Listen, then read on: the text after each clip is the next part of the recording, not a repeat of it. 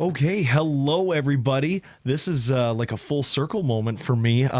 Paige Ashley's here in the studio. I know her family very well. We've all been chatting here. Paige, how you doing today? Thank you so much for coming in. I'm good. Thank you for having me. Well, thank you for coming on. You've been doing this for a while now, the singing. How many years so far? Do you know? Well, I started singing, like taking lessons when I was around 11, and then I started writing songs when I was 14 or 15. So it feels like it's been a long time, but honestly, it really hasn't.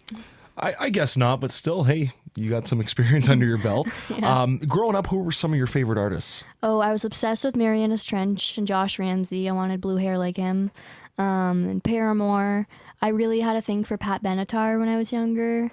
There's so many. I really liked Katy Perry when I was younger. Now I'm more into like the pop punk kind of stuff. Like Avril Lavigne, I like her in that too. But now I'm kind of all over the place. Like I like the 1975 and Taylor Swift and all that stuff. They're really popular, like with a lot of young people. The 1975. Yeah. There's some great choices there. I love Paramore. Haley Williams is a great singer. Avril Lavigne's great. Pat Benatar is great. Yeah. Awesome. So you kind of got a huge wide variety there of music. Who are some of your favorite vocalists? Do you have anybody that you try and copy or you've taken inspiration from? I would say like my favorite vocalist, number one is Josh Ramsey. Like I notice myself doing like a lot of techniques that he does, or like even like hand movements he does, and because I've been watching him since I was like 5 in videos and stuff. And also Haley Williams, and then Katie Gavin from the band Muna. She does these really cool vocal flips, and over the last year I've kind of tried to start incorporating them into my music.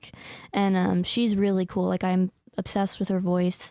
And lately Chapel Roan, I've been a fan of her since like before she blew up, and she just has such a powerful voice, and I love singing her songs and trying to bring some of her energy into mine. Very nice. Have you played like any shows yet, or are you gonna do that kind of soon? Yeah, I've done there's an event in Windsor called Lights of Hope, and it's for like to raise awareness about addiction. And so I've performed there 2 years in a row, and then I was like a headliner twice at a music festival in Tilbury for raising money for the Canadian Mental Health Association. And then I've done some gigging and stuff. I played at GL Heritage in the summer. Very and I nice. plan on getting back out there. I've just ordered a new acoustic, so I'm hoping to start getting gigs and get out there again. Very nice. Now, do you like recording better, or do you like playing live in front of people better? I like recording better because it's fun for me to like kind of hear everything come together, because I'll have songs like my one song Bruise. I wrote that like 3 years ago, and it was like I wanted it to be a big rock song, but that like is a lot of work and a lot of money. And then 3 years later, like we were working on it and recording it, and it was just like so euphoric for me to see everything that I imagined kind of put out there. Yeah. I mean, live performances, I love them. I think they're phenomenal, and you have a great voice. That's really, really, hard to concentrate when you're playing live to get everything perfect, your pitch, everything, your tempo. Are you someone that feeds off the crowd, or are you kind of just in your own world there, blocking it out, focusing more on your performance? I kind of focus more on my own performance, but I love like I want it to kind of be like a safe community, like a space for everyone. Like when I'm there, I want to like entertain them and put on a show for them. And so I try to like pay attention and interact with the crowd and everything. But mainly I'm just kind of in my head being, okay, like this is what you have to do, and people are liking this. And I'm just kind of focusing on bringing the best for them that I can. Yeah, absolutely. New music, where do you like to find inspiration from? 'Cause it's not always the most easy thing to write new songs, whatnot. Sometimes it comes naturally to people. Are you someone that everyday life, any little thing, you can make a song out of it? Or is it more different experiences that you've had in the past? It's both. Most of my songs are like based off of my experiences in life, but sometimes I'll just have like a random lyric idea and then I'll just build off of it. Or if I find a chord progression and I'll just start saying random words and it kind of pops out. Honestly, it can come from anywhere. I've written songs about like things that have happened to me. I've written songs about like how I feel. I've written songs about like video games that I like and like that kind of stuff. Is just kind of wherever it strikes. So you like video games? Yeah. Awesome. What kind of games do you like? Oh, right now I'm playing The Last of Us 2 Part 2. And my favorite is Life is Strange. I wrote a song about that. And I like Fallout and all that kind of stuff. Very cool. Yeah, The Last of Us, I remember that was a big one. The first game when I was younger, that was a huge game. Joel's still in it? Yeah, Joel's in the second one. I'm not gonna say anything else because of spoilers. Oh but- no. Okay. All right. Yeah. We'll leave it at that. But no, this is awesome. Like, your voice is phenomenal. Like, we talked about this off air. I can't believe you're 18. Yes. Like I said, it sounds like you've been doing this for like 20 years. I don't know how you've trained your voice so well. Who was your vocal coach growing up? So I saw Carrie Brown. Well, now it's Carrie Parks. I saw her for about 2 years, from when I was like 11 and 12, and then I didn't take vocal lessons again until I was around 15, 16, and I started seeing Brian Jocks and caught him, and he also would help me with songwriting and guitar, and like he's the reason I started releasing music and putting stuff out. And so I would say like Carrie helped me get started, but Brian's kind of really what like pushed me and got me going. So they both did a phenomenal job. And yes, let's talk about instruments. What is everything you play? You're multi-talented, correct? I mainly play the guitar. I like to like write with my acoustic, but I do like playing electric guitar. I have 5 guitars, I think 6. I can play the bass, and I used to play the saxophone. I still know how. I just don't have one. So, but mainly it's just me and my guitar. And sometimes when I'm bored, I'll pull out the bass and kind of learn something. But right now I'm learning how to play Heartbreaker by Pat Benatar. Oh. It's a really tricky solo. Yeah, it is. Absolutely. Her husband's a great guitarist. Yeah. For bass, do you finger pick or do you use a pick? Both. It really depends on the song. Like I was playing I Want You Back by the Jackson 5, so I was using my fingers. But then if I'm playing something by like Kiss or like a pop punk thing, then I use a pick. Like Kiss? I love Kiss. They're one of my favorite bands growing up. What do you think of Gene Simmons? Pretty good bassist or mediocre? I think he's pretty decent. He's really good at marketing. But when I was younger, I used to have a Gene Simmons wig that I would put on, and my mom hated it so much, and she threw it out. Mom's laughing over there. But okay, so do you play anything on the song that we're going to be playing here today, Hide? No, so I actually wrote that one on the acoustic, which I posted like the video of me playing it the day I wrote it on the acoustic guitar, and I brought it in to Brian, and I was like, I want to make this, like, this is a very personal and emotional song for me. I want to like make it, like push it like that. And I really liked the acoustic, but I really wanted to have a piano ballad. So I played it on the guitar for him, and then he translated it into the piano for me. And we kind of like worked together to pick what chords and stuff, because I only know like a little bit of piano. But Brian, he played like the main piano track, but I wrote it on the acoustic. Okay, I figured honestly you'd be able to transition over pretty easily. You just seem like that type, right? You know what you're doing on guitar and bass guitar. So I figured the piano, you know what, kind of similar chord progressions, I guess. Yeah. Let's talk about that song, Hide.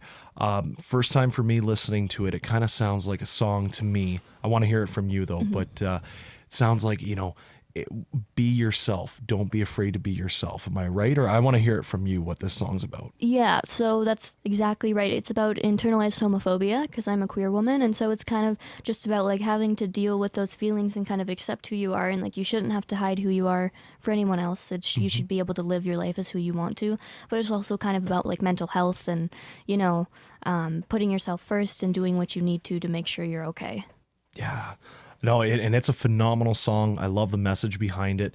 We're going to take a break, and during the break, we're going to play Hide by Paige Ashley here on the Berg. So get ready for an amazing song. 18 years old. What a voice she has. Wow. What a song. What a voice. Hide. Paige Ashley on the Berg. I don't know how you do it. I really don't. No, seriously. Like first time hearing it, that's exactly what I thought. I'd like, well, she's young and she's got a powerful, amazing voice. Obviously, your vocal coaches throughout your life have done a great job, and obviously you practice very well. How many hours a day singing would you say you spend? That's pretty much all I do. I sit with my guitar and sing all day, usually just doing cover songs and whatever, and then but I'd say like when I first started, I would be in there from like the moment I woke up till like midnight, just going on, and now I'm taking a vocal rest a little bit, so I'm not singing as much, but I'm still like, I'd say on a normal day, I'd say maybe about 3 to 4 hours of singing. Wow. How does your voice do it? Like, do you do any like recovery methods or? No, I should, but I don't. It's amazing the things you can get away with when you're young. So the new year is upon us. It's fast approaching. What can we expect from you in 2025? Are you working on anything? Can you give any details? Yeah, for sure. There's a few songs that I'm working on. I have one that's like done. I just need to like record it. I wrote a song for my girlfriend, so I'm hoping to release that one next year. Probably in like the springtime. You're not going to hear from me until like spring or so. Mm-hmm. And then Brian and I are planning on working on something together. We don't have anything like solid yet, but we've been talking about it and kind of throwing ideas back and forth. And so you should hear some more songs. And then I'm definitely going to be out gigging, so you can catch me around the area. But awesome. Yeah.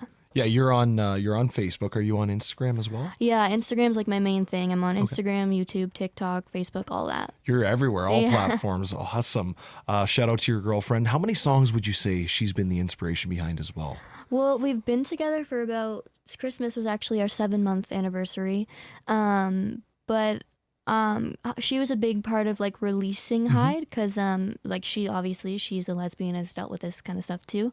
And so that she was kind of helpful with that. But I've written probably about 3 or 4 songs about her. I wrote one before we started dating about having like a crush on her, and she commented on it, and it was like, I love your song so much, and it was like she didn't know it was about her, and it was so funny. There you go. And then she was like, that was about me. I was like, yeah, thought you would know. There you go. You're just putting it out there. Pick up on the signs. Awesome. We can't wait to see what happens 2025, what you're going to put out. Amazing voice. Like, I don't know how you do it. Please keep at it. Are you ready for some rapid fire questions? Some fun rapid fire questions.